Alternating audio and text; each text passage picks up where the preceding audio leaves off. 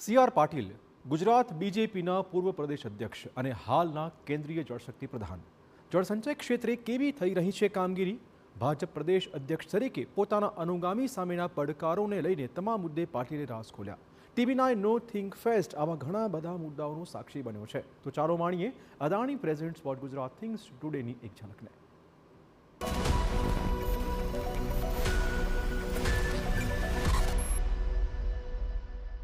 એ પાણી કેટલું સ્વચ્છ છે એ ચેક કરવા માટે લગભગ 24,80,000 બહેનોને ટ્રેનિંગ આપવામાં આવી છે, એમને કીટ આપવામાં આવી છે અને કીટમાં એ ચેક કરી શકે છે કે પાણી કયા પ્રકારનું છે.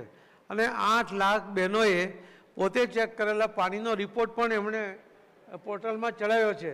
એટલે એમની એક્ટિવનેસ છે. એટલે પહેલી વાર દેશમાં આ ઘરમાં બધું પાણી કેટલું સ્વચ્છ છે તમે પોતે જ ચેક કરો એવું જો સરકારે કહ્યું છે તો માનનીય પ્રધાનમંત્રી મોદી સાહેબના સમયમાં જ આ શક્ય બન્યું છે. તમે જે આંકડો બોલો છો ને લગભગ એની નજીક જ સીટ જીતો છે. એટલે જ્યોતિષને કોઈને બતાવે છે પાટીલજી કે કોઈ પાટીલનું કોઈ સ્પેશિયલ ગણિત છે આના ઉપર? સ્ટ્રેટેજિકલી જ્યારે આપણે કાર્યકર્તાઓના આધારે કોઈ પણ સીટનું વિશ્લેષણ કરીએ છીએ અને એ જો પરફેક્ટ કરવામાં આવે તો મને લાગે છે કે 100% આપણે એડવાન્સમાં એ સીટ માટે હાર કે જીત નક્કી કરી શકીએ.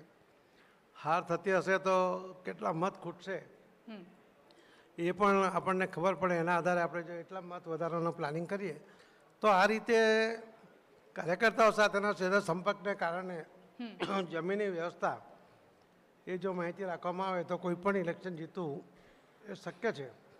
અને માનનીય પ્રધાનમંત્રી નરેન્દ્ર મોદી સાહેબ જેવું નેતૃત્વ મળ્યું હોય એમના માટે આટલા બધા લોકોને જે પ્રેમ હોય ત્યારે નાની મોટી કાર્યકર્તાઓની ભૂલો જે સતત થતી જ હોય છે, કરતા જ હોય છે, એને પણ માફ કરી દેવા માટે મતદારો એટલે તૈયાર હોય છે કેમ કે એ માનનીય પ્રધાનમંત્રી મોદી સાહેબના નામથી મત આપે છે અને એટલે જીતવું પણ સરળ થતું જોયું છે.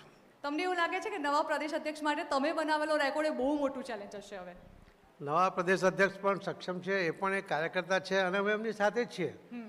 એટલે એના કારણે મારો રેકોર્ડ તૂટે એનો મને આનંદ જ થશે અને 100% એ જે ટીમ છે અને અધ્યક્ષને જે અનુભવ છે એના આધારે વધુ સારું પ્રદર્શન થઈ શકશે એવો મને વિશ્વાસ છે.